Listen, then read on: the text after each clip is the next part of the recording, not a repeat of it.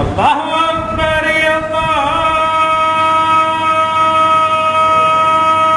അല്ലാഹു അക്ബർ ലാ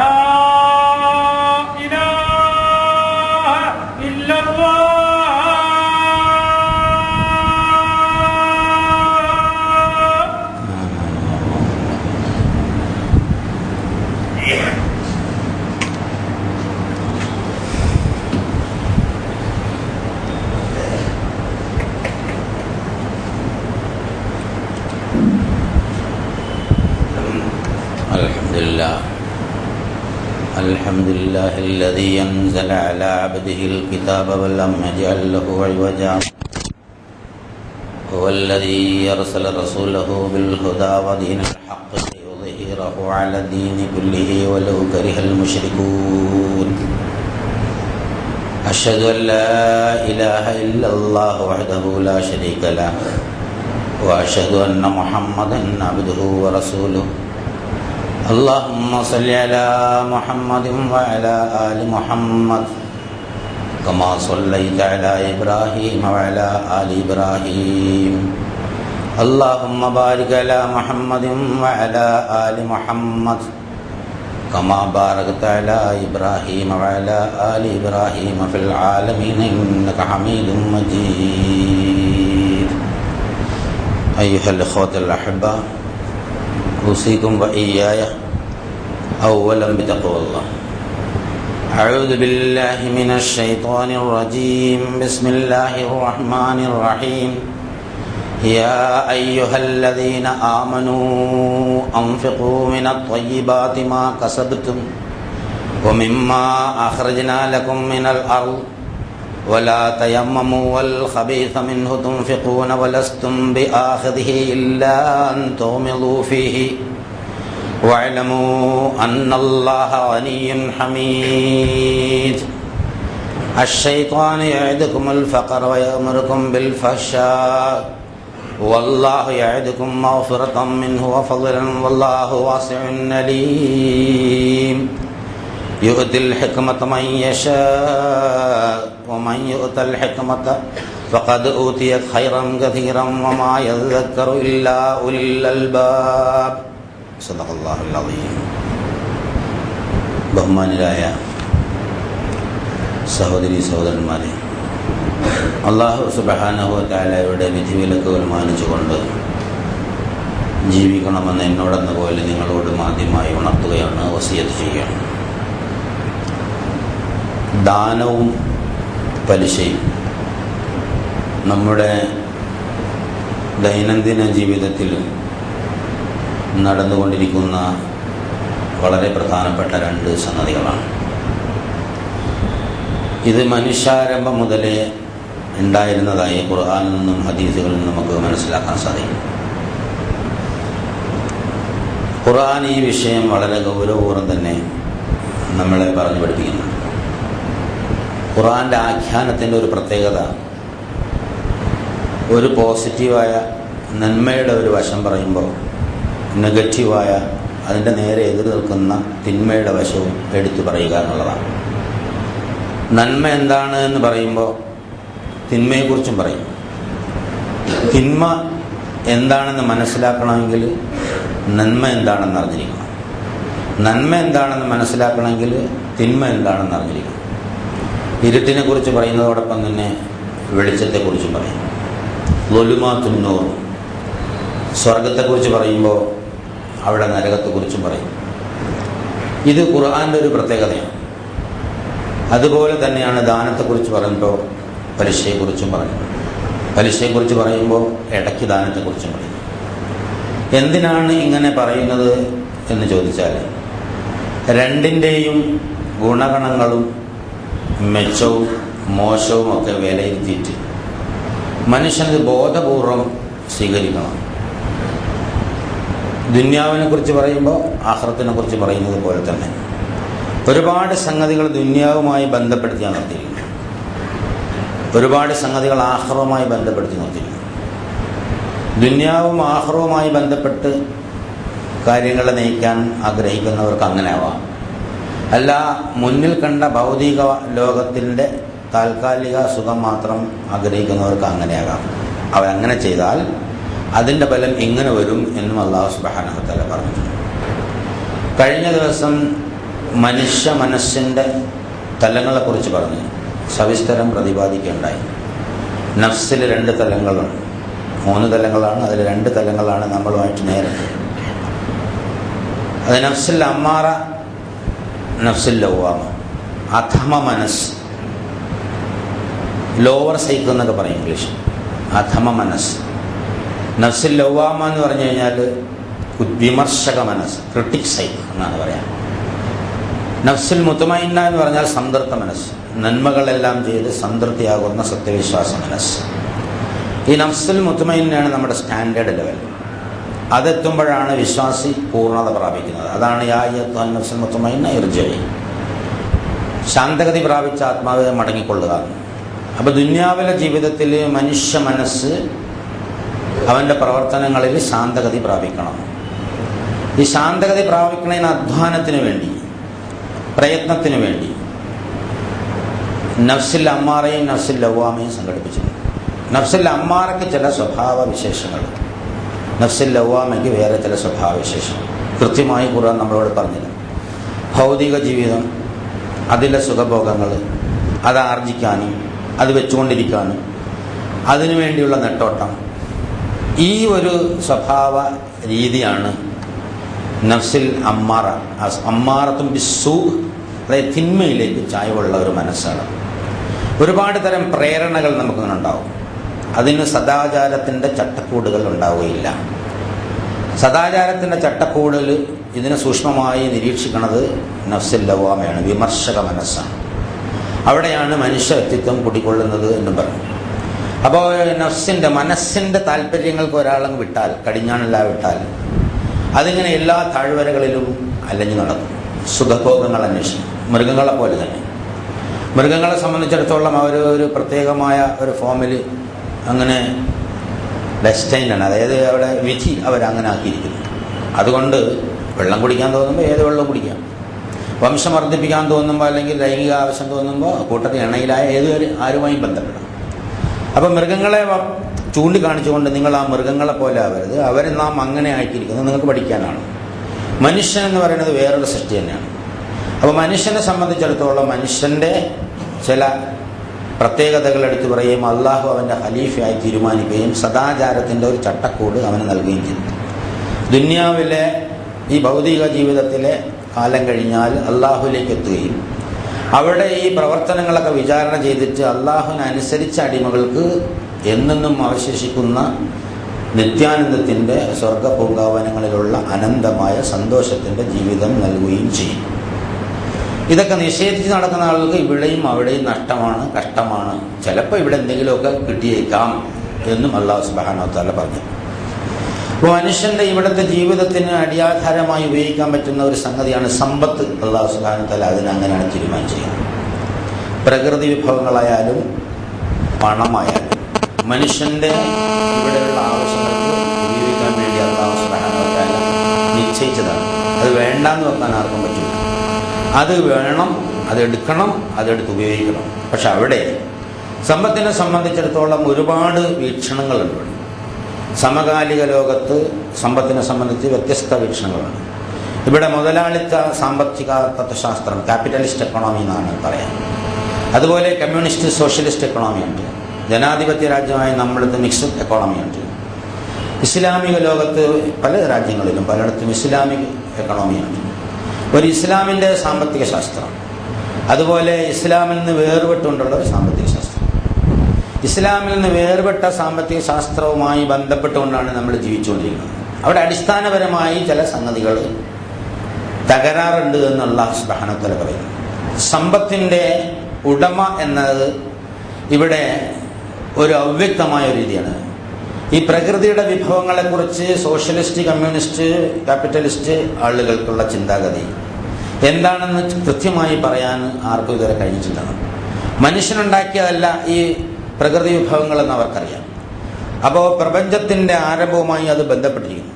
തനിയെ എപ്പോഴുടെ ഒരു ചലനത്തിനുണ്ടായി, ആദ്യ ചലനം, പിന്നെ അങ്ങനെ വന്നു, മഹാവിസ്ഫോടനം ഉണ്ടായി, അങ്ങനെ അങ്ങനെ അങ്ങനെ അങ്ങനെ അങ്ങനെ കുറേ തിയറീസ് ഉണ്ട്. പക്ഷെ ഇത് സത്യവുമായി ബന്ധമില്ലാത്തതാണ് എന്നാണ് ഖുർആൻ പഠിപ്പിക്കുന്നത്. പിന്നെ ഉണ്ടാക്കിയ ഏൺ എക്കണോമി, അതായത് ഏൺ മണി എന്നുള്ളത് പറയുന്നത് നമ്മൾ അധ്വാനിച്ചുണ്ടാക്കി. ഇവിടെ അധ്വാനം ഓരോരുത്തരുടെ സ്വകാര്യ സ്വത്തായോ അല്ലെങ്കിൽ സമൂഹത്തിൻ്റെ അല്ലെങ്കിൽ സർക്കാരിൻ്റെ സ്വത്തായോ തീരുമാനിക്കപ്പെടുന്നു. എന്ന് പറഞ്ഞാൽ സമ്പത്തിൻ്റെ അവകാശി മനുഷ്യനാണ് എന്നതാണ് ഈ ഇസ്ലാം അല്ലാത്ത എല്ലാ സാമ്പത്തിക സിദ്ധാന്തങ്ങളുടെയും അടിസ്ഥാനത്തിൽ. അപ്പോൾ സ്വന്തം സമ്പത്ത് എങ്ങനെയും വിനിയോഗിക്കാം എന്നതാണ് ഇവിടുത്തെ ഒരു പ്രധാനപ്പെട്ട പ്രശ്നം. അവന് തോന്നുകയാണ് എനിക്ക് അനുഭൂതി തരുന്നത് ഇതാണ്, ആശ്വാസം തരുന്ന ഇതാണ് എന്ന് കുറേ ആളുകൾക്ക് തോന്നിയാൽ അവർ അതിനു വേണ്ടിയുള്ള ഒരു തിയറി മെനഞ്ഞിട്ട് അതിൻ്റെ പ്രൊപ്പഗേഷൻ നടത്തുകയും അതിൽ കുറേ ആളുകൾ കൂടുകയും അതൊരു പാർട്ടിയോ പ്രസ്ഥാനമോ സംഘമോ സംഘടനയോ ഒക്കെ ആയി വളരുകയും ചെയ്യും. അവിടെ സമ്പത്തിനെ സംബന്ധിച്ചിടത്തോളമുള്ള കാഴ്ചപ്പാട് അത് മനുഷ്യനാണ് അതിൻ്റെ ആത്യന്തികമായ ഉടമ എന്നുള്ളതാണ്. അപ്പോൾ അവിടെ ഒരു പരലോകം എന്നൊരു ചിന്തയില്ല. സമ്പത്ത് കൈകാര്യം ചെയ്യുന്നിടത്ത് സൂക്ഷ്മത എന്നത് ലാഭത്തിൻ്റെ കാര്യത്തിൽ മാത്രമാണ് ഉണ്ടാവുള്ളൂ. അതായത് മനുഷ്യനെ സംബന്ധിച്ചിടത്തോളം അവൻ്റെ സ്നേഹം, കരുണ, ദയ, സഹാനുഭൂതി മുതലായ സംഗതികൾ ഈ സമ്പത്ത് കൈകാര്യം ചെയ്തിട്ടുണ്ട്. സാധാരണ നിലയിൽ ഉദാഹരണം പറയാറുണ്ട്. വളരെ ഒരു മിനിറ്റ് നിർത്തിവെച്ചാൽ കോടാനുകോടി ഡോളർ നഷ്ടം വരുന്ന ഒരു ഫാക്ടറിയുടെ ഇടയിൽ ഒരാളായിട്ട് പെട്ടുപോയി. ഒരു തൊഴിലാളി ആ ഫാക്ടറി മെഷീൻ്റെ ഇടയിൽ പെട്ടപ്പോൾ തൊഴിലാളികൾ ഓടിച്ചെന്നിട്ട് മാനേജറെടുത്ത് പറഞ്ഞു, എങ്ങനെ ഈ മനുഷ്യനെ രക്ഷിക്കണം, അയാൾ അതിൻ്റെ ഇടയിൽ പെട്ടിരിക്കുന്നു, പക്ഷെ 10 മിനിറ്റ് ഫാക്ടറി പ്രവർത്തനം നിർത്തിവെക്കണം. അപ്പോൾ അയാൾ നോക്കിയത് ഇത്ര ഡോളറാണ് നഷ്ടം വരുന്നത്. ഇയാൾക്ക് മരിച്ചുപോയി കോമ്പൻസേഷൻ കൊടുക്കണമെങ്കിൽ അതിൻ്റെ 100ൽ ഒരു അംശം പോലും കൊടുക്കേണ്ടതില്ല, പൊയ്ക്കോട്ടെ എന്ന് പറഞ്ഞു. അവിടെയുള്ള ഒരു പ്രശ്നം മനുഷ്യനെ ഒരു യന്ത്രമായി കാണുന്നു എന്നുള്ളതാണ്. മനുഷ്യനെ മനുഷ്യനായി കാണുന്നില്ല എന്നുള്ളതാണ്. ഇത് ക്യാപിറ്റലിസ്റ്റ് എക്കണോമി ആയാലും അതുപോലെ സോഷ്യലിസ്റ്റ് കമ്മ്യൂണിസ്റ്റ് എക്കണോമി ആയാലും അവരുടെ സങ്കല്പം എങ്ങനെയാണ്, അതൊക്കെ തകർന്ന് തരിപ്പണമായി പോകുമെന്ന് അല്ലാഹു സുബ്ഹാനഹു വ തആല ഖുർആനിൽ പറഞ്ഞത് 90കളുടെ ആദ്യത്തിൽ നമ്മളിവിടെ കണ്ടതാണ്. അങ്ങനെ ഒരു എക്കണോമിയുമായിട്ട് വലിയ സാമ്രാജ്യം ഉണ്ടാക്കിയത് ഇങ്ങനെ ചീട്ടുകൊട്ടാരം പോലെ തകർന്നു വീണത് നമ്മുടെ മുന്നിൽ കണ്ട ഒരു സംഗതിയാണ്. മറിച്ച് ഇസ്ലാമിക എക്കണോമിക്സിൽ, ഇസ്ലാമിക സാമ്പത്തിക ശാസ്ത്രത്തിൻ്റെ ഉടയവൻ, ആ സാമ്പത്തിക ശാസ്ത്രത്തിൽ സമ്പത്തിൻ്റെ യഥാർത്ഥ ഉടയവൻ അള്ളാഹു ആണ് എന്നുള്ളതാണ്. മനുഷ്യൻ ആ സമ്പത്തിനെ സൂക്ഷിക്കുന്ന ഒരു പ്രതിനിധി മാത്രമാണ്. ഒരുപാട് ആയത്തുകളിലാണ് അത് പറയുക. ഈ പ്രപഞ്ചത്തിലുള്ളതെല്ലാം നിങ്ങൾക്ക് വേണ്ടി നാം സംവിധാനിച്ചിരിക്കുന്നു. അതായത് നിങ്ങൾ കൊടുക്കുക എന്നല്ല പറയുമ്പോൾ അല്ല പറയുന്നത് നാം നൽകിയ അള്ളാഹുവിന്റെ ധനത്തിൽ നിന്ന് നിങ്ങൾ കൊടുക്കുക. അവിടെ ഉടമസ്ഥൻ അള്ളാഹു ആണെന്ന് നിസ്സംശയം ഖുർആൻ പ്രഖ്യാപിക്കുകയാണ്. ആമിനൂ ബില്ലാഹി വറസൂലിഹി വഅൻഫിഖൂ മിമ്മാ ജഅലകും മുസ്തഖ്ലഫീന ഫീഹി. നിങ്ങൾ അള്ളാഹുവിലും അവൻ്റെ റസൂലിലും വിശ്വസിക്കുക, നിങ്ങളെ പ്രതിനിധിയാക്കിയ സമ്പത്തിൽ നിന്ന് നിങ്ങൾ ചെലവഴിക്കുക. അപ്പോൾ മനുഷ്യന് മാർഗദർശനം, ജീവിതത്തിൻ്റെ ശരിയായ മാർഗം കാണണമെങ്കിൽ ഒരു കണ്ടീഷനായിട്ട്, ഷർത്തായിട്ട് ചെലവാക്കലിനെ അല്ലാഹു സുബ്ഹാനഹു വ തആല തീരുമാനിച്ചിരിക്കുന്നു. ഒരാളിന് ഹിദായത്ത് ലഭിക്കണമെങ്കിൽ, നേർമാർഗം ലഭിക്കണമെങ്കിൽ അവൻ സമ്പത്ത് ചെലവഴിക്കണം, നിർബന്ധമാണ്. വമിമ്മാ റസഖ്നാഹും യുൻഫിഖൂൻ. ذلك الكتاب لا ريب فيه هدى للمتقين الذين يؤمنون بالغيب ويقيمون الصلاة ومما رزقناهم ينفقون. എന്നാണ്. നിസ്കാരം നടത്തിയാൽ പോരാ, തന്നീൽ ചെലവഴിക്കണം. അപ്പൊ റസഖ്നാഹും യുൻഫിഖൂൻ, നിങ്ങൾക്ക് അവൻ നൽകിയതിൽ നിന്ന് ചെലവഴിക്കണം. അപ്പോൾ ആദ്യം തന്നെ എനിക്കുള്ളത് അള്ളാഹുവിൻ്റെതാണ് സംഭവിച്ചു കൊടുക്കണം. ഇത് അള്ളാഹിന്റെ കണ്ടീഷനാണ്, ഷർത്താണ്. ഇല്ലെങ്കിൽ അവന് നേർമാർഗ്ഗം ഇല്ല, ഹിദായത്തില്ല എന്നാണ്. ഉലൈക അലാ ഹുദം മിർ റബ്ബിഹിം വഉലൈക ഹുമുൽ മുഫ്ലിഹൂൻ. അതായത് ഹിദായത്തിലുള്ള ആളുകൾ, സന്മാർഗം ലഭിച്ച ആളുകൾ അവരുടെ സമ്പത്തിന്റെ അവകാശം അള്ളാഹുവിന് വഹിച്ചു കൊടുക്കും. എന്നിട്ട് അതിൽ നിന്ന് അവർ ചെലവഴിക്കുന്നവരായിരിക്കും. അപ്പോൾ ഈ ചെലവഴിക്കുന്നതിന് അല്ലാഹു സുബ്ഹാനഹു വ തആല 3 രീതിയാണ് അവിടെ തീരുമാനിച്ചത്. ഒന്ന്, നിർബന്ധമായും ചെലവഴിക്കേണ്ട സക്കാത്ത് എന്നാണ് അതിന് പറയാൻ. സക്കാ എന്ന് പറഞ്ഞാൽ വളർച്ചയെന്നും പരിശുദ്ധി നേടുക എന്നൊക്കെ അർത്ഥം. രണ്ടാമത് സദഖ, ആവശ്യാനുസരണം, ആവശ്യം കണ്ടറിഞ്ഞു കൊടുക്കുക എന്നുള്ളത്. മൂന്നാമത് ഹദിയ, അത് നമ്മൾ പരസ്പര സ്നേഹ ബഹുമാനാദരവുകളൊക്കെ നിലനിർത്താൻ വേണ്ടിയുള്ള ഒരു പ്രസന്റേഷൻ കൊടുക്കുക എന്നുള്ളതാണ്. അപ്പോൾ 3 തലത്തിലാണ് ഇസ്ലാമിൽ ചെലവിന് അല്ലാഹു സുബ്ഹാനഹു വ തആല വകുപ്പുണ്ടാക്കി. സക്കാത്ത് നിർബന്ധമാണ്, കൊടുത്തില്ലെങ്കിൽ ഇസ്ലാമിന് മെമ്പർഷിപ്പ് ഇല്ല. സദഖ അത് ആവശ്യാനുസരണം കൊടുക്കണം, അല്ലെങ്കിൽ അവന് ഞാൻ സുന്നത്ത് നിസ്കരിക്കൂല എന്ന് പറഞ്ഞാൽ അങ്ങനെ ഉണ്ടാവും. അതുപോലെ തന്നെയാണ് സദഖ കൊടുക്കൂല എന്ന് പറഞ്ഞാൽ. കാരണം ഫർളിൽ എന്തെങ്കിലുമൊക്കെ തകരാറ് പറ്റിയാൽ അള്ളാഹുവിനോട് കൂടുതൽ അടുക്കാനും ഇസ്തിഗ്ഫാറും തൗബയ്ക്ക് വേണ്ടിയാണ് സുന്നത്ത്. അത് ഞാൻ നിസ്കരിക്കില്ല എന്നൊരുത്തൻ നിഷേധ സ്വഭാവം പറഞ്ഞാൽ അവനും ഈ ദീനിൽ സ്ഥാനം ഉണ്ടാവില്ല. സംഗതി സുന്നത്താണെങ്കിലും പറ്റില്ല എന്ന് പറഞ്ഞാൽ സംഗതി കുഴപ്പമാവും. കൊടുക്കാതിരിക്കുന്നത് വിഷമം. എനിക്ക് അങ്ങനെയൊന്നും കൊടുക്കാൻ പറ്റില്ല എന്ന് പറഞ്ഞാൽ സദഖയുടെ കാര്യത്തിൽ അങ്ങനെയാണ്. ഹദിയയുടെ കാര്യത്തിൽ അവന് സൗകര്യം ഉണ്ടെങ്കിൽ കൊടുത്താൽ മതി. ഹദിയ സ്വീകരിക്കുമ്പോൾ കൊടുക്കാൻ മാന്യതയുള്ളവൻ സ്വാഭാവികമായി, ഹദിയ കിട്ടാത്ത മനുഷ്യന്മാരാരുമില്ല. അപ്പൊ ഹദിയ കൊടുക്കുകയും ചെയ്യും. അപ്പൊ ഇങ്ങനെ ഈ രീതിയിലാണ്. അപ്പൊ സക്കാത്തിനെ സംബന്ധിച്ചിടത്തോളം നിർബന്ധമായ ഒരു നിശ്ചിത ശതമാനം കൊടുക്കുക എന്നുള്ളതാണ് യഥാർത്ഥത്തിൽ അല്ലാഹു സുബ്ഹാനഹു വ തആല. അപ്പൊ ഈ കൊടുക്കലിന് അല്ലാഹു സുബ്ഹാനഹു വ തആലയുടെ സംവിധാനം ഉണ്ടായിരുന്നു. കൊടുക്കൽ ഒരു അനിവാര്യമാക്കിയിരിക്കുന്നു. അവലം യറൗ അന്നല്ലാഹ യബ്സുതു റിസ്ഖ ലിമൻ യശാഉ വയഖ്ദിറു ഇന്ന ഫീ ദാലിക ലിഖൗമിൻ യതഫക്കറൂൻ. അതായത് ലായാത്തിന്റെ ഖൗമിൻ യതഫക്കറൂൻ. ശരിക്കും നമ്മൾ നോക്കിയാൽ അറിയാം, സമ്പത്ത് എല്ലാവർക്കും ഒരുപോലെ വിതരണം ചെയ്തിട്ടില്ല. കുറെ ആളുകൾക്ക് കൊടുത്തിട്ടുണ്ട്, കുറെ ആളുകൾക്ക് കൊടുത്തിട്ടില്ല. അപ്പൊ കൊടുത്തവൻ ലഭ്യമായവൻ ലഭ്യമല്ലാത്തവന് കൊടുക്കണമെന്നാണ്. ഹഖ് എന്നാണ്, റൈറ്റ് എന്നാണ്. അപ്പൊ ഈ നിർബന്ധ ദാനം എന്നത് ഉള്ളവന്റെ കടമയും ഇല്ലാത്തവന്റെ അവകാശവുമാണെന്നാണ്. വഫി അംവാലിഹിം ഹഖ്ഖുൽ ലിസാഇൽ വൽ മഹ്റൂം. ഇല്ലാത്തവനെ സംബന്ധിച്ചിടത്തോളം അവന്റെ അവകാശമാണ്, ഉള്ളവനെ സംബന്ധിച്ചിടത്തോളം അവന്റെ കടമയാണ്. അപ്പൊ കൊടുക്കാൻ ഒരുപാട് പ്രോത്സാഹിപ്പിക്കുമ്പോൾ നിങ്ങൾ തെണ്ടി നടക്കരുത് എന്ന് പറയും. യാചനയെ ഇസ്ലാം നിരോധിക്കുകയും ചെയ്യുന്നു. എന്തെങ്കിലും കൈയുള്ളവൻ മറ്റുള്ളവനോട് ചോദിക്കരുത് എന്നുള്ളതാണ്. യാചനയെ ഇസ്ലാം പൂർണ്ണമായും നിരുത്സാഹപ്പെടുത്തുകയും ചില സന്ദർഭങ്ങളിൽ നിരോധനത്തോളം തലത്തിലുള്ള കടുത്ത വാക്ക് ആരെങ്കിലും ഉണ്ടതോടൊപ്പം യാചിച്ചാൽ അവന് മുഖത്ത് മാംസമില്ലാത്തവനായി പരലോകത്ത് ഹാജരാക്കപ്പെടുമെന്ന് റസൂലുള്ളാഹി സ്വല്ലല്ലാഹു അലൈഹി വസല്ലം. അപ്പൊ അവിടെ നിരോധിക്കുന്നു. ശരിക്കും നിരോധനത്തിന്റെ അടുത്ത ഭാഷയിൽ നിരുത്സാഹപ്പെടുത്തുന്നു. അതേസമയം ഉള്ളവനോട് നീ നിർബന്ധമായും കൊടുക്കണമെന്ന് പറയുന്നു. കൊടുക്കുമ്പോൾ വാത്തൽമാല അലാ ഹബ്ബിഹി, അവിടെ ഭൗതികമായ ലാഭേച്ഛ ഇല്ലാതെയാണ് കൊടുക്കുന്നത് എന്നുള്ളതാണ്. ഭൗതികമായ ലാഭേച്ഛ ഇല്ലാതെ സ്നേഹത്തിന്റെ, സഹാനുഭൂതിയുടെ, ദൈവഭക്തിയുടെ അടിസ്ഥാനത്തിൽ കൊടുക്കുക എന്നുള്ളതാണ്. ഇവിടെ കൊടുക്കുന്ന ആളിനെ നോക്കുന്നില്ല. അള്ളാഹു എന്നോട് കൽപ്പിച്ചിരിക്കുന്നത് കൊണ്ട് എ ഓർ ബി അവർക്ക് കൊടുക്കുക എന്നുള്ളത് എൻ്റെ ബാധ്യതയാണ് എന്ന് തീരുമാനിക്കുന്നു. അങ്ങനെ ഞാൻ ആളെ കണ്ടെത്തുന്നു, കൊടുക്കുന്നു, അതിന് സംവിധാനം ഉണ്ടാക്കുന്നു. അവർ കൊടുക്കുമ്പോൾ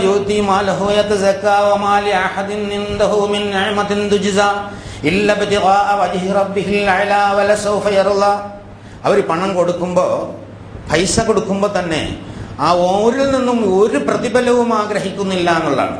അപ്പൊ പ്രതിഫലം ആഗ്രഹിക്കാതെ അള്ളാഹുവിൽ ഭക്തി പുലർത്തിക്കൊണ്ട് കൊടുക്കുന്നതിനാണ് ദാനം എന്ന് പറയുന്നത്, ധർമ്മം എന്ന് പറയുന്നത്.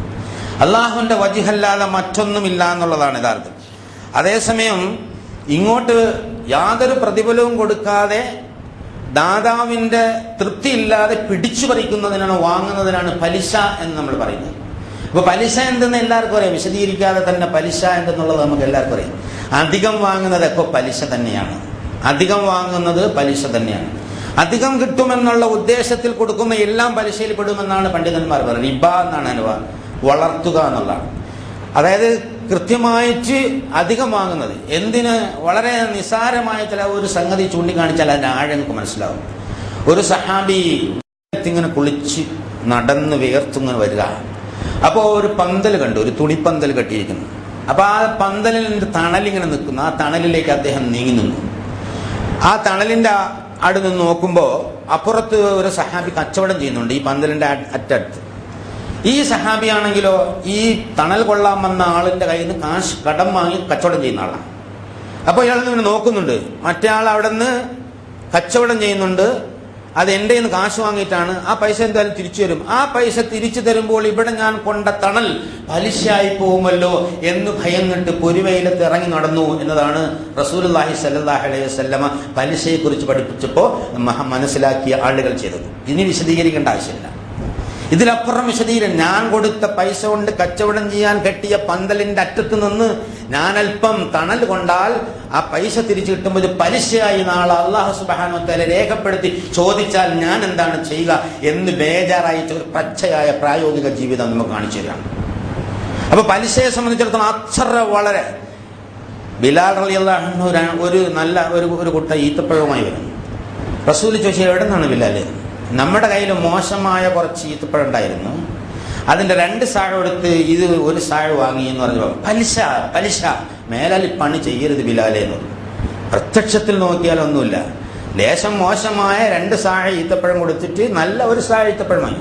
അങ്ങനെ നിനക്ക് വാങ്ങണമെന്നുണ്ടെങ്കിൽ ആ 2 സാഴ മോശം ഈത്തപ്പഴത്തിന് വില നിശ്ചയിച്ച് കൊടുക്കുക. എന്നിട്ട് ഇതിന്റെ വില നിശ്ചയിച്ച് വേറെ വാങ്ങുക. പലിശയുടെ ലാഞ്ചന പോലും ജീവിതത്തിൽ ഉണ്ടാകാതിരിക്കാൻ വേണ്ടിയാണ്. ഇതെല്ലാം നിലവിലുണ്ടാകുമ്പോൾ പണ്ഡിതന്മാർ ഇതിനെക്കുറിച്ചൊക്കെ പഠിച്ചുകൊണ്ടിരിക്കുന്നതിൻ്റെ ഇടയിലാണ് യഥാർത്ഥത്തിൽ ബാങ്ക് പലിശ ഹറാമല്ല എന്ന് ഫത്വയായിട്ട് വന്നത്. മഹാനായ സയ്യിദ് ഖുത്ബാനെ കുറിച്ച് പറഞ്ഞത് ഇസ്ലാമും പലിശയും കൂടെ ഒരിടത്ത് സമ്മേളിക്കില്ല. എന്തെങ്കിലും ന്യായം പറഞ്ഞ് ഏതെങ്കിലും തരത്തിലുള്ള പലിശയെ ന്യായീകരിച്ചാൽ അത് ഇസ്ലാമുമായി യാതൊരു ബന്ധമില്ല. ഈ പണ്ഡിതന്മാർ പച്ചക്കള്ളം പറയുന്നു, മഹാചതി ഈ സമുദായത്തെ നടത്തുന്നു എന്നാണ് അദ്ദേഹത്തിന്റെ അഭിപ്രായം. അപ്പോൾ പലിശ എന്നത് അധികം വാങ്ങാൻ, അധികം കിട്ടാൻ ഉദ്ദേശിച്ചുകൊണ്ടുള്ള എല്ലാ ഇടപാടും പലിശ നമ്മുടെ ജീവിതവുമായി ഇങ്ങനെ. പലിശയെ സംബന്ധിച്ചിടത്തോളം അപരന്റെ അധ്വാനം ചൂഷണം ചെയ്യാനുള്ള നിർദ്ദയത്വമാണ് അവിടെ. ചോര ഊറ്റി കുടിക്കുന്ന പണിയാണ് പലിശ എന്ന് ഈ കഴിഞ്ഞ ഒരു 2-3 വർഷങ്ങൾക്ക് മുമ്പുള്ള വയനാട്ടിലെ ആത്മഹത്യയിൽ നമുക്ക് മനസ്സിലാക്കാൻ സാധിച്ചു. പാവപ്പെട്ടവന് കൃഷി ഇറക്കാനും വീട് വെക്കാനും മറ്റതിനുമൊക്കെ പലിശ കൊടുക്കുന്നു. എന്നിട്ട് അവസാനം അവനെ അടയ്ക്കാനാവാതെ വരും. എന്നിട്ട് അവന്റെ ഉടുതുണി വരെ ഉരിഞ്ഞെടുക്കുന്നു, എല്ലാം ജപ്തി ചെയ്യുന്നു. അവസാനം ആത്മഹത്യയല്ലാതെ മറ്റൊരു മാർഗ്ഗമില്ല എന്നുള്ളത് ഇത് ഇന്ത്യയിൽ മാത്രമല്ല, കേരള സംസ്ഥാനത്ത് മാത്രമല്ല, ഇന്ത്യയിലെ സംസ്ഥാനങ്ങൾ മാത്രമല്ല, ആഫ്രിക്കൻ കൺട്രികളിൽ ഒരുപാട് സ്ഥലങ്ങളിലൊക്കെ ഈ പലിശയുടെ നീരാളിപ്പിടുത്തത്തിൽ ചതഞ്ഞെറിഞ്ഞ ഒരുപാട് മനുഷ്യരുണ്ടായിട്ടുണ്ട്. പലിശയുടെ കാര്യത്തിൽ പണം കടമെടുത്തിട്ട് പലിശ എടുത്ത് അടയ്ക്കാൻ നിവൃത്തിയില്ലാതെ ബേജാറായി വീണ്ടും പലിശ വാങ്ങി നശിച്ചു നടക്കുന്ന ഒരുപാട് ആളുകൾ നമ്മുടെ ഇടയിൽ. കുറെ ആളുകളുടെ അഹങ്കാരം കൊണ്ട് അവര് ഒഴിവാക്കാനാവുന്ന ചില സംഗതി വാങ്ങാൻ, വാഹനം വാങ്ങാനായാലും അതുപോലെ ഫ്രിഡ്ജ് വാങ്ങാനായാലും വീടിന്റെ കാര്യത്തിനായാലും ഒക്കെ ഒതുങ്ങുന്നതിന് പകരം വിപുലമാക്കാൻ, വിശാലമാക്കാൻ പലിശയ്ക്ക് പണം എടുക്കുന്നു. അല്ലാഹു സുബ്ഹാനഹു വ തആല ഹറാമാണെന്ന് പറഞ്ഞ് ഉപയോഗം നിരോധിച്ച ഒരു സംഗതിയെ വാങ്ങി വെച്ചിട്ട് അതിലൂടെ ജീവിതത്തിന്റെ ആനന്ദം നേടാം എന്നുള്ളത് ഭൗതികമായ ജീവിതത്തിന്റെ താല്പര്യത്തെ പിശാചിന്റെ ദുർബോധനമാണ് എന്ന് ഖുർആനിൽ അല്ലാഹു സുബ്ഹാനഹു വ തആല പറയും. അപ്പൊ പലിശയെ സംബന്ധിച്ച് ഇപ്പൊ ബാങ്ക് പലിശ ഹറാമാണെന്നൊക്കെ പറഞ്ഞ് ഫത്വയായിട്ട് പലിശ വാങ്ങി തിന്നാൽ അല്ലാഹു സുബ്ഹാനഹു വ തആല അടുത്തെടുത്ത് ചെല്ലുമ്പോൾ പിടിക്കപ്പെടുമെന്നുള്ളതാണ്. ചില നിർബന്ധിത സാഹചര്യം, നമ്മളെപ്പോലെയുള്ള ഒരു ബഹുസ്വര സമൂഹത്തിൽ ഇസ്ലാമിക സംവിധാനം ഇല്ലാതിരിക്കുമ്പോൾ കൊടുക്കൽ ചിലപ്പോൾ നിർബന്ധിതമായ സാഹചര്യം, ചിലപ്പോൾ കുടുങ്ങി പോകുമ്പോൾ കൊടുക്കൽ നിർബന്ധമായ സാഹചര്യം, അതിന് ഫത്വ വേറെയാണ്. പക്ഷെ ഏത് സാഹചര്യത്തിലും വാങ്ങാതിരിക്കാമെന്നുള്ളതാണ്, അതിനെ പ്രോത്സാഹിപ്പിക്കാതിരിക്കാമെന്നുള്ളതാണ്. അല്ലാഹു സുബ്ഹാനഹു വ തആല ഇങ്ങനെ പറയുമ്പോൾ നിങ്ങൾ പലിശ വാങ്ങിയിട്ട് എന്താ ചെയ്യുക? തിന്നുക, അല്ല വീട്ടിന് ചെലവഴിക്കുക, അല്ല ദീനുൽ ഇസ്ലാമിന് ചെലവഴിക്കുക, അതൊന്നും ഇസ്ലാമിൽ പറ്റൂല. യാ അയ്യുഹല്ലദീന ആമനു, അല്ലയോ വിശ്വാസികളെ, അൻഫിഖൂ, നിങ്ങൾ ചെലവഴിക്കുക, മിനത് ത്വയ്യിബാതി മാ കസബതും, നിങ്ങൾ സമ്പാദിച്ച നല്ലതിൽ നിന്ന് ചെലവഴിക്കുക, വമിമ്മാ അഖ്റജ്നാ ലക്കും മിനൽ അർള്, നിങ്ങൾ സമ്പാദിച്ചതും ഭൂമിയിൽ നിന്ന് നാം നിങ്ങൾക്ക് മുളപ്പിച്ചു തന്നതും. അത് നിങ്ങൾ സമ്പാദിച്ചാലും കൊള്ളാം, ഭൂമിയിൽ നിന്ന് നാം മുളപ്പിച്ചാലും തന്നത് നാമാണ്. അതുകൊണ്ട് അതിൽ നിന്ന് നല്ലത് ചെലവഴിക്കുക. ചീത്ത, പേട്, ചള്ള് ഒന്നും പറ്റൂല. അതുപോലെ കൈക്കൂലി വാങ്ങിയ പണം ദീനുൽ ഇസ്ലാമിന്റെ പ്രവർത്തനത്തിന് പള്ളിയിട്ടാനും പറ്റൂല. ഒരു സംശയമില്ലാത്തൊരു സംഗതിയാ. കൈക്കൂലി വാങ്ങിയിട്ട്, അതുപോലെ തട്ടിപ്പ് നടത്തിയിട്ട്, അതുപോലെ പലിശ വാങ്ങിയിട്ട്, പലിശ കുറേ അവിടെ അങ്ങനെ കൂടി കിടക്കുന്നു, അതെല്ലാം കൂടെ നമുക്ക് അക്യുമുലേറ്റ് നമുക്ക് സ്കോളർഷിപ്പ് എടുത്തലാൻ, അത് ഇസ്ലാമിൽ അങ്ങനെ ഒരു വകുപ്പില്ല, അങ്ങനെ ഒരു മുസ്ലിം സർവീസും ഇല്ല. അല്ലാഹു സുബ്ഹാനഹു വ തആല അങ്ങനെ നിർദ്ദേശിക്കാത്ത ഈ കാര്യം ചെയ്യേണ്ട ഒരു ആവശ്യവും യഥാർത്ഥത്തിൽ ഈ സമുദായത്തിന് അംഗങ്ങൾക്കില്ല എന്നുള്ളതാണ്. വളരെ കൃത്യമായും അല്ലാഹു സുബ്ഹാനഹു വ തആല പറഞ്ഞു. ഇത് നമ്മുടെ നന്മയ്ക്ക് വേണ്ടി പറഞ്ഞ പലിശയെ അല്ലാഹു സുബ്ഹാനഹു വ തആല എങ്ങനെ കണക്കാക്കിയിരിക്കുന്ന രൂപം ഇൻഷാ അല്ലാഹ് അടുത്ത ആയത്തിൽ വിശദീകരിക്കാം. ഇവിടെ നിങ്ങൾ ചെലവഴിക്കുമ്പോൾ നിങ്ങൾ നല്ലത് ചെലവഴിക്കുക. ഈ ചെലവഴിക്കുന്ന ആർക്കാണ്? നിന്റെ ഭാര്യന്റെ വായിൽ വെച്ച് നോക്കുന്ന ഒരു ഉരുളച്ചോറ് പോലും സദഖയാണ്, അത് ചെലവഴിക്കലാണ്, അതുപോലും ഫീ സബീലിൽ പെടുമെന്നാണ്. അതുപോലും കുടുംബത്തിൽ ചെലവഴിക്കുന്നതും അള്ളാഹുവിന്റെ തൃപ്തിക്ക് വേണ്ടി ചെലവഴിക്കുന്നതാണെന്നുള്ള. പിന്നെ അള്ളാഹുവിന്റെ മാർഗത്തിൽ ചെലവഴിക്കുന്ന അള്ളാഹുവിന് വേണ്ടിയാണ്. ഈ പ്രപഞ്ചത്തിന്റെ മഹാനാഥൻ എല്ലാം നൽകി സംരക്ഷിച്ചു കൊണ്ട് നടക്കുന്ന. അപ്പൊ നമുക്ക് എന്തെങ്കിലും കിട്ടുമ്പോൾ അതിൽ നിന്ന് കൊടുക്കുന്നത് അവന് കൊടുക്കാൻ നിങ്ങൾ നല്ലതെടുത്തു വെക്കുക എന്നുള്ളതാണ്. നമ്മുടെ വീട്ടിൽ ഒരു ഗസ്റ്റ് വന്നാൽ ഏറ്റവും നല്ലതാണല്ലോ നമ്മൾ കൊടുക്കുക. ഒരു സാധാരണ ഗസ്റ്റ് വന്നാൽ, പുയ്യാപ്പിള വന്നാലോ, അത് നമ്മളെക്കാൾ നമ്മൾ ഉണ്ടാക്കണേക്കാൾ നല്ല ഭക്ഷണം കൊടുക്കും. അത്ര ഒരു സ്ഥാനം പോലും അള്ളാഹുവിന് കൊടുക്കുന്നില്ല എന്നുള്ളതാണ്. നമ്മുടെ കൈവശം എന്തെങ്കിലും ലഭിച്ചാൽ, ലഭിച്ചവനേണ്ടി കൊടുക്കാൻ പറ്റുള്ളൂ, ഇല്ലാത്തവനോട് കൊടുക്കാൻ പറഞ്ഞിട്ടൊരു കാര്യമില്ലല്ലോ. അപ്പൊ എന്തെങ്കിലും ലഭിച്ചാൽ അതിൽ നിന്ന് കൊടുക്കാൻ അള്ളാഹു പറഞ്ഞു. കൊടുത്താലേ അവൻ സത്യവിശ്വാസിയാവും. കൊടുക്കുമ്പോൾ മിനത് ത്വയ്യിബാത്, ഏറ്റവും നല്ലതേ കൊടുക്കാവുള്ളൂ. ഇത് കൊടുക്കണത് അള്ളാഹ്ക്കാണ്. ഏറ്റവും മോശമായത്, നിങ്ങൾ കുറേ തേങ്ങ വെട്ടിയിട്ട് കുറേ പേട്ടും എല്ലാം കൂടെ ഇണക്കൂട്ടി അങ്ങോട്ട് കൊടുത്താൽ, അല്ലെങ്കിൽ ഈത്തപ്പഴം വെട്ടിയിട്ട് കൊടുത്തു കഴിഞ്ഞാൽ, അതുപോലെ നിങ്ങൾ പൈസ ഉണ്ടാക്കി കുറച്ച് പൈസ അങ്ങോട്ടും കുറച്ച് പൈസ ഇങ്ങോട്ടും മറ്റൊക്കെ എന്നാൽ പലിശ വാങ്ങിയ പൈസ അങ്ങോട്ട് ഇരിക്കട്ടെ, അതിങ്ങനെ സർവീസിന് കൊടുത്ത് കളയാം എന്ന് വിചാരിച്ചാൽ അത് അള്ളാഹുവിന് ധിക്കരിക്കലും അവഹേളിക്കലും ചീപ്പാക്കലുമാണ് എന്നുള്ളൊരു സംശയമില്ല. ബുദ്ധിയുള്ളവൻ ആലോചിച്ചാൽ മനസ്സിലാകുന്നതാണ്. നമ്മൾ ഉപയോഗിക്കുമ്പോൾ നല്ലത് ഉപയോഗിക്കുക, അള്ളാഹ്ക്ക് മോശമായി കൊടുക്കുക അല്ല. ഏറ്റവും നല്ലതേ അള്ളാഹുവിന് സ്വീകരിക്കുള്ളൂ എന്ന് പറയും. മിനത്ത് തയ്യിബാത്ത് വലാ തയമ്മമു, നിങ്ങൾ ചിന്തിക്കുക പോലും ചെയ്യരുത്. അൽ ഖബീസ മിൻഹു തുൻഫിഖൂന, ചീത്തയായത്, മോശമായത്, ഉപയോഗം നിരോധിക്കപ്പെട്ടത്, അല്ലാഹ് ഹറാമാക്കിയത്, അല്ലാഹു ഇഷ്ടപ്പെടാത്തത്, തൃപ്തിപ്പെടാത്തത് എങ്ങനെയെങ്കിലും നിങ്ങളുടെ കൈവശത്തിപ്പോയാൽ അത് അള്ളാഹുവിന് വേണ്ടി മാറ്റിവെക്കുന്ന കാര്യം വലാ തയമ്മമു, നിങ്ങൾ ചിന്തിക്കുക പോലും ചെയ്ത് കൊടുക്കണ കാര്യം പോട്ട് അങ്ങനെ നിങ്ങൾ ചിന്തിക്കുക പോലും ചെയ്യരുത് എന്ന് അല്ലാഹു സുബ്ഹാനഹു വ തആല പറയുന്നു. വലസ്തും ബിആഖിദിഹി, അങ്ങനെ മോശമായത് നിങ്ങൾക്ക് തന്നാൽ ഇല്ല അൻ തുഗ്മളു ഫീഹി, നിങ്ങളത് വളരെ വിമിഷ്ടത്തോടെയല്ലേ സ്വീകരിക്കുള്ളൂ. എനിക്ക് കുറച്ച് പൈസ ആവശ്യമുണ്ട്. ഒരാൾ പറഞ്ഞു പലിശയുടെ പണമുണ്ട്, പലിശയ്ക്കെതിരായിട്ട് സംസാരിക്കുന്ന ഒരാൾ പലിശയുടെ പണം എനിക്ക് വേണ്ടെന്നല്ലേ നമ്മൾ പറയുള്ളൂ. നിർബന്ധിതമായി തന്നെ പലിശയുടെ പണം എന്നല്ലേ പറയുള്ളൂ. അങ്ങനെ അല്ലാഹു തആല പറയാം, നിങ്ങൾക്ക് കിട്ടിയാൽ നിങ്ങൾ വളരെ വിമിഷ്ടത്തോടു കൂടി സ്വീകരിക്കുന്ന ചില സാധനങ്ങളുണ്ട്, അതൊന്നും അള്ളാഹുവിന് കൊടുക്കാൻ വേണ്ടി നിങ്ങൾ നിൽക്കരുത്. നിങ്ങളുടെ മനസ്സിന്റെ ഒരു ശുദ്ധികേടാണ് ഇതെന്ന്. അപ്പൊ ശുദ്ധമായ മനസ്സുള്ളവർ, അള്ളാഹുവിനെ ഇഷ്ടപ്പെടുന്നവർ, അള്ളാഹുവിന് വേണ്ടി പ്രവർത്തിക്കുമ്പോൾ ശുദ്ധമായത് മാത്രം സംഭരിക്കുക, ശുദ്ധമായ രീതിയിൽ മാത്രം ചെലവഴിക്കുക. അല്ലാത്തത് ചെയ്യണ്ട, ഇല്ലെങ്കിൽ ചെയ്യണ്ട. ഒരുപാട് ബാങ്കിൽ അക്കൗണ്ട് തുടങ്ങി എല്ലാത്തിനും ഫിക്സഡ് ഡെപ്പോസിറ്റ് നമുക്ക് ഇസ്ലാമിക പ്രവർത്തനം നടത്തിക്കൂടെ? അത് വേണ്ട എന്നല്ല പറഞ്ഞാൽ വേണ്ട. പിന്നെ എന്തിനാണ് നമ്മൾ നടത്താനൊക്കെ വേണ്ടി? പടച്ചോൻ വേണ്ട എന്ന് പറഞ്ഞാൽ പിന്നെ പുണ്യം തരാൻ പടച്ചോനാണ്. അപ്പോൾ വളരെ ഗൗരവത്തോടു കൂടി അല്ലാഹു സുബ്ഹാനഹു വ തആല പറയാം. അപ്പൊ കൊടുക്കുമ്പോൾ, നല്ലത് കൊടുക്കുമ്പോൾ ആളുകൾ തെറ്റിദ്ധരിക്കും. പിശാച് പലപ്പോഴും പറയാം അശ്ശൈത്താനു യഅദുകുമുൽ ഫഖർ വയഅമുറുകും ബിൽ ഫഹ്ശാഇ, പിശാച് എപ്പോഴും ദാരിദ്ര്യത്തെ കൊണ്ട് നിങ്ങളെ കൊടുത്താൽ തീർന്നു പോകും. അതുപോലെ തന്നെ മ്ലേച്ഛമായ സംഗതികൾ അങ്ങനെയല്ല, എന്നാൽ നല്ലതും ചീത്തയും കൂടെ കലർത്തി കൊടുക്കാം എന്നൊക്കെയുള്ള ചിന്താഗതി നിങ്ങളിൽ ഉണ്ടാക്കണം. നേരത്തെ പറഞ്ഞ നഫ്സിൽ അമ്മാറത്തും ബിസൂ, നമ്മുടെ മനുഷ്യരുടെ എല്ലാവരുടെ മനസ്സിലുണ്ട് അങ്ങനത്തെ ഒരു മനസ്സിന്റെ ഭാഗം. ആ ഭാഗത്തിന്റെ പ്രവർത്തനം കൊണ്ടാണ് അങ്ങനെ നിങ്ങൾക്ക് തോന്നുന്നത്. പക്ഷെ വല്ലാഹു യഅദുകും മഗ്ഫിറത്തും മിൻഹു വ ഫളലൻ, അല്ലാഹു സുബ്ഹാനഹു വ തആല അവന്റെ മഗ്ഫിറത്തും ഫളലുമാണ്, അനുഗ്രഹമാണ് നിങ്ങൾക്ക് യഥാർത്ഥത്തിൽ വാഗ്ദാനം ചെയ്യുന്നത്. അതിൽ വിശ്വസിക്കുന്നവന് അതാവാം, അല്ല ഇതിൽ വിശ്വസിക്കുന്നവന് ഇതാവാന്നാണ്. പലിശയെ സംബന്ധിച്ച് വിസ്തരം ഒരുപാട് പ്രതിപാദിക്കുന്നുണ്ട്. ഈ ഒറ്റ ഖുതുബയിൽ അതെല്ലാം കൂടെ നമുക്ക് പറഞ്ഞു വെക്കാൻ സാധ്യമല്ല. ഇൻഷാ അല്ലാഹ് ബാക്കി പിന്നീട് പറയുന്നതാണ്. അപ്പൊ ഇത് വളരെ പ്രധാനപ്പെട്ട ഒരു സംഗതിയാണ് എന്നാണ്.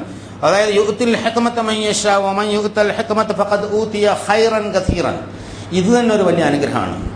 അതായത് ഹിക്മത്ത് എന്ന് പറഞ്ഞാൽ തത്വജ്ഞാനം എന്നുള്ളതാണ്. സന്മാർഗ ദർശനത്തിന്റെ അങ്ങേയറ്റത്തുള്ള തത്വജ്ഞാനം. ഇത് ലഭ്യമാകണമെങ്കിൽ തന്നെ അള്ളാഹുവിന്റെ അനുഗ്രഹം വേണം. കൊടുക്കണം എന്ന് മനസ്സിൽ തോന്നണം. കൊടുക്കുമ്പോൾ നല്ലത് കൊടുക്കാൻ തീരുമാനിക്കണം. നല്ലത് കൊടുത്തിട്ട് അതിന്റെ പിന്നാലെ കൊടുത്തു എന്ന് ഘോഷിച്ച് നടക്കാതിരിക്കണം. വാങ്ങിയവനെ ഏതെങ്കിലും തരത്തിൽ ഒരു ചെറിയ പുഞ്ചിരിയെങ്കിലും അവൻ്റെ അടുത്തുനിന്ന് പ്രതിഫലമായി ആഗ്രഹിക്കാതിരിക്കണം. ഇതൊക്കെ ഒരു വലിയ സംഗതികളാണ്. സാധാരണ നിലയിൽ വ്യക്തികളോ സംഘടനകളോ ഒക്കെ ചെയ്യുമ്പോൾ പലപ്പോഴും പല രീതിയിലുള്ള കടപ്പാടുകൾ ഉണ്ടാക്കി വെക്കാറുണ്ട്. അത്തരം കടപ്പാടുകളൊന്നും പാടില്ല എന്ന് അല്ലാഹു സുബ്ഹാനഹു വ തആല പറഞ്ഞു. കാരണം ഇവിടുത്തെ കൺസെപ്റ്റ് അങ്ങനെയാണ്. അള്ളാഹുവിൻ്റെതാണ് സ്വത്ത്, നമ്മളതിൻ്റെ സൂക്ഷിപ്പുകാരാണ്. അവന് വേണ്ടി അവൻ പറഞ്ഞതനുസരിച്ച് ഇത് വിതരണം ചെയ്യുന്ന ആളാണ്. നമ്മുടെ ആവശ്യത്തിനാണ് നമ്മൾ എടുക്കുന്നു. വളരെ ലളിതമാണ് സംഗതി. അവനവൻ്റെ ആവശ്യത്തിന് കഴിച്ചു കൊടുത്താൽ മതി. അവനവൻ്റെ ആവശ്യം എന്ന് പറയുമ്പോൾ ഇഷ്ടംപോലെ സുഖിക്കാനുള്ള ആവശ്യമല്ല. ഒരു നാട്ടിലെ ജീവിതത്തിന് ഒരു സ്റ്റാൻഡേർഡ് ലെവലുണ്ടാവും. ആ ലെവലിൽ നിന്നുകൊണ്ട് ജീവിച്ചിട്ട് അധികം വരുന്നത് വിട്ടുകൊടുക്കുക എന്നുള്ളതാണ്. അത് കടമായി കൊടുക്കാം, പലിശയില്ലാത്ത കടമായി കൊടുക്കാം. അത് ഉപയോഗിച്ച് മറ്റുള്ളവരുമായിട്ട് കൂട്ടുകച്ചവടം ചെയ്യാം. അങ്ങനെയൊക്കെയുള്ള സംവിധാനം നിലവിലുണ്ട്. അതിനുവേണ്ടി ചിന്തിക്കുകയും പലിശരഹിതമായ ഒരു മനസ്സിന്റെ പ്രശ്നമാണിത്. പണത്തിന്റെ പ്രശ്നമല്ല, മനസ്സിന്റെ പ്രശ്നമാണ്. പണം ഇങ്ങനെ കാണുമ്പോൾ തുഹിബ്ബൂനൽ മാല ഹുബ്ബൻ ജമ, വല്ലാണ്ട് പ്രേമുണ്ട്, അതുകൊണ്ട് ഇങ്ങനെ ആഞ്ഞു പിടിച്ചാളും. അത് മനുഷ്യ മനസ്സ് നിയന്ത്രിച്ച് തസ്കിയത്തുണ്ടാക്കിയെങ്കിലേ ആ ചാട്ടുണ്ടാവാതിരിക്കുള്ളൂ. അങ്ങനെ തസ്കിയത്തുൻ നഫ്സിലെ ഉത്തമമായ അവസ്ഥയിൽ അല്ലാഹു സുബ്ഹാനഹു വ തആല നമ്മളെ ഏവരെയും ആക്കുമാറാകട്ടെ.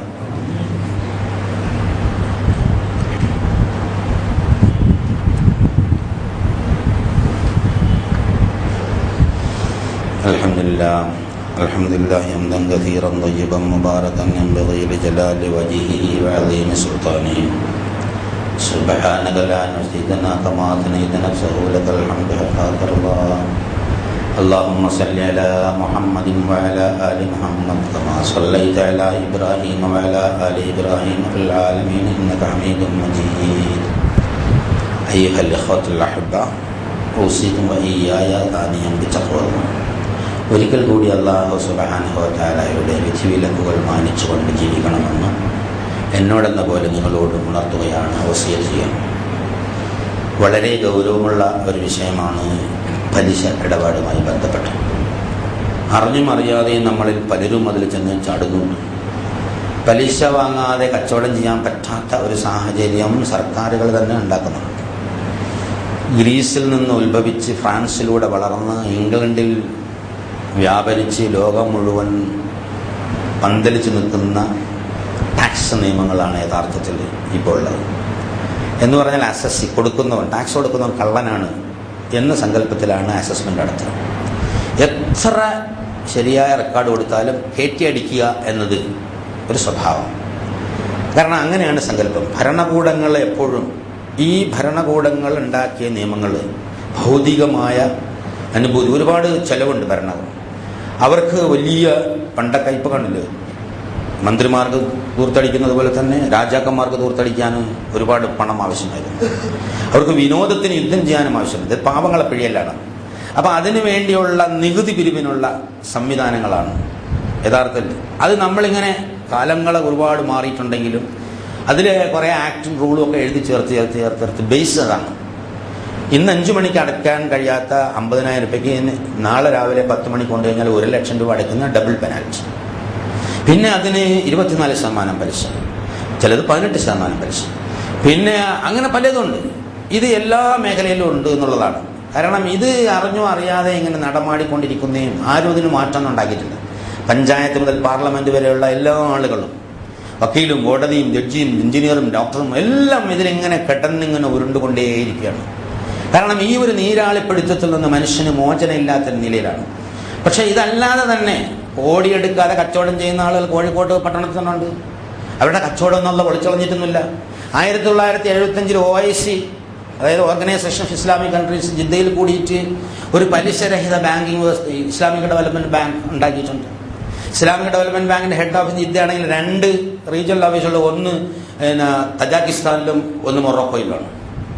എന്ന് പറഞ്ഞാൽ ഈ പറഞ്ഞ ഇസ്ലാമിക രാജ്യങ്ങളിലുള്ള, ഒന്നിൽ അറബും ഒന്ന് നോൺ അറബ് കൺട്രിയിലുമാണ്. അത് ജനങ്ങളിൽ നിന്ന് പൈസ സ്വീകരിച്ചിട്ട് കുറേ 53 രാജ്യങ്ങളുടെ ഷെയർ ക്യാപിറ്റൽ ഉണ്ട്. അതിനാ 53 മുസ്ലിം ഇസ്ലാമിക രാജ്യങ്ങളുടെ ഷെയർ ക്യാപിറ്റൽ ഉണ്ട്. ഇവിടെ സാധാരണ നിലയിൽ വളർന്നതിനേക്കാൾ വലിയ വളർച്ചാ നിരക്ക് അത് കരഗതമാക്കിയിട്ടുണ്ട്. 10-35 കൊല്ലമായാലും അത് തുടങ്ങിയിട്ട്. അസ്വാനിലും അതുപോലെ തന്നെ ആഫ്രിക്കൻ രാജ്യങ്ങളിലും പഴയ സോവിയറ്റ് യൂണിയനിൽ നിന്ന് പൊളിഞ്ഞുപോയ ഉസ്ബെക്കിസ്ഥാൻ, തജാക്കിസ്ഥാൻ മുതലായ രാജ്യങ്ങളിലും, ജപ്പാനിലും, അതുപോലെ ഇപ്പോൾ യൂറോപ്പിലും അമേരിക്കയിലുമൊക്കെ ഈ ഇൻട്രസ്റ്റ് ഫ്രീ ബാങ്കിങ്ങിൻ്റെ, നമ്മുടെ നാട്ടിൽ ഒരുപക്ഷെ നിങ്ങൾ കേട്ടിട്ടുണ്ടാവും, ഇൻട്രസ്റ്റ് ഫ്രീ ഫൈനാൻഷ്യൽ ഇൻസ്റ്റിറ്റ്യൂഷൻ സംബന്ധിച്ച്. ഇവിടെ ചില ആളുകൾ കോടതിയിൽ പോയി കേസ് കൊടുത്തിട്ടുണ്ട്. അങ്ങനെ ഒരു സംവിധാനമുണ്ട്. അതിൻ്റെ വളർച്ചാ നിരക്ക്, ഭൗതിക വളർച്ചാ നിരക്ക്, പരലോകം എന്ന് പറഞ്ഞിട്ടല്ല, ഭൗതിക വളർച്ചാ നിരക്ക് തന്നെ സാധാരണ നിലയിലുള്ള ഇൻട്രസ്റ്റ് കൊടുക്കുന്ന ബാങ്കിന്റെ കൊടുക്കുന്ന ലോൺ കൊടുക്കുന്നതിനേക്കാൾ വളർച്ചാ നിരക്കുകൾ കൂടുതലുണ്ട്. അത് മനസ്സിലാക്കിയിട്ട് യൂറോപ്പും അമേരിക്കയ്ക്കും ആ മേഖലയിൽ പോയിക്കൊണ്ടിരുന്നു. ഇന്ത്യയിലെ സാമ്പത്തിക കാര്യശാസ്ത്രകാരന്മാരും സമ്പത്തുമായിട്ട് ബന്ധപ്പെട്ട ആളുകളും ഇവിടെയുള്ള ധനകാര്യമന്ത്രിയും ഒക്കെ ഒരുപാട് ചർച്ച ചെയ്തതാണ്. ഗുജറാത്തിലെ ഒരു ഏരിയയിൽ വളരെ വർഷങ്ങൾക്ക് മുമ്പ് അത് ഇംപ്ലിമെന്റ് ചെയ്ത് നോക്കിയാണ്. കേരളത്തിലും അതിന് ചർച്ചകൾ വന്നിട്ടുണ്ട്. അപ്പൊ പലിശരഹിതമായി കച്ചവടം ചെയ്താൽ അത് ലാഭം ഉണ്ടാവില്ല എന്നില്ല, ലാഭം ഉണ്ടാവുന്നതിന് ലോകത്ത് മികച്ച തെളിവുകളുണ്ട് എന്നുള്ളതാണ്. അപ്പൊ ആ മേഖലയിലേക്ക് ചിന്തിക്കാൻ, ഈ മനുഷ്യന്റെ രക്തം ഊറ്റി കുടിച്ചിട്ട് വേണ്ടല്ലോ ലാഭം ഉണ്ടാക്കാൻ. മനുഷ്യന് സഹാനുഭൂതിയോടുകൂടി സ്നേഹത്തോടുകൂടി പലിശയിൽ എപ്പോഴും അല്ലാഹു സുബ്ഹാനഹു വ തആല വർധനവല്ല ഉണ്ടാക്കുക. അത് ഇൻഷാ അല്ലാഹ് അടുത്ത ആഴ്ചയിൽ പറയാൻ വിചാരിക്കും. പലിശ ഇങ്ങനെ നശിച്ചു, പലിശ വ്യവസ്ഥയുമായി ബന്ധപ്പെട്ട സംഗതികൾ നശിച്ചു പോകുന്നു. ആധുനിക ബാങ്കിങ് തകർച്ച, ഡെയിലി അമേരിക്കയിൽ ഒരു പത്രം എടുത്തു കഴിഞ്ഞാൽ ഇന്ന ബാങ്ക് തകർന്നുകൊണ്ടിരിക്കുന്നു എന്നുള്ളതാണ്. ഇവിടെയും പല ബാങ്കുകളും തകർന്നു. നമ്മുടെ ഒരു പ്രത്യേകമായ ഒരു എക്കണോമിക് ഒരു സംവിധാനം ഇവിടെ ഉള്ളതുകൊണ്ടാണ് നമ്മൾ അത്രയും വലിയ ദുരിതം. നമുക്കറിയാം, ഗൾഫിലൊക്കെ പോയ ആളുകൾ വളരെ വലിയ തകർച്ച അവിടെ നേരിട്ടുകൊണ്ടിരിക്കുന്നു എന്നുള്ളതാണ്. സാമ്പത്തിക മേഖല വളരെ വലിയ തകർച്ച നേരിട്ടുകൊണ്ടിരിക്കുന്നു.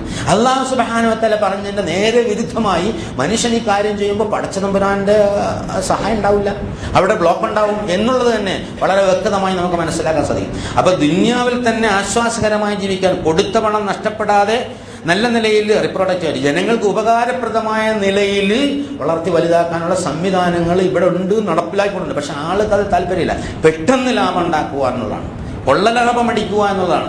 കുറച്ച് ശാന്തമായി സാവധാനം ഈ കാര്യങ്ങൾ പഠിച്ചു മനസ്സിലാക്കി ചെയ്യുക എന്നതിനപ്പുറം പിന്നെ ഇതിന് വേറെ ഒരുപാട് പൊളിറ്റിക്സ് ഉണ്ട്. ഇതിങ്ങനെ വളർന്നു പോയി കഴിഞ്ഞാൽ, ഇസ്ലാമിക് ബാങ്കിങ് ഒക്കെ വളർന്നു പോയി കഴിഞ്ഞാൽ, ഇസ്ലാമിന് ഒരു ജനങ്ങളുടെ ഇടയിൽ ഒരു സ്വാധീനം കിട്ടിയാൽ ആളുകൾ അതിൽ ആകൃഷ്ടമായി പോകും എന്ന് വിചാരിച്ചുകൊണ്ട് തകർക്കാൻ നടക്കുന്ന മനസ്സുള്ള മനുഷ്യന്മാർ ലോകത്തിന്റെ നാനാഭാഗത്തുണ്ട്.